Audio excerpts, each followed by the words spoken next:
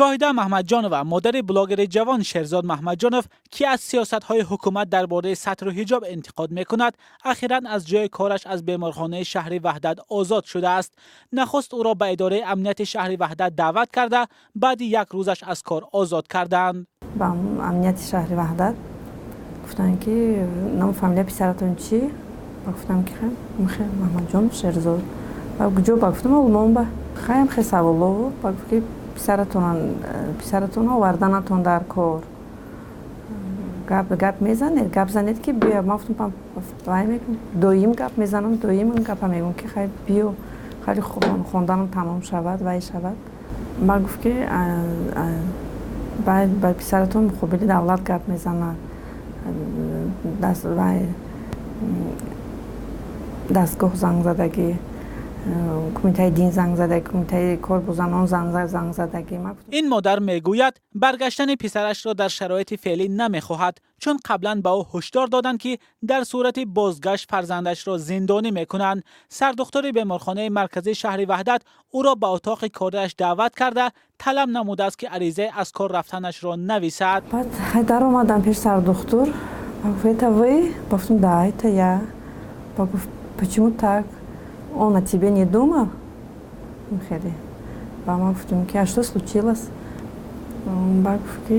Писарат мухабили давлат гап мезанад. Мама гуфтам хай чандин бор вай фаҳмондам писар ма чандин сол шуд мефаҳмонам хай вай кун кори худата кун вай кун дахолат дор нашав вай накун хай чи хейр.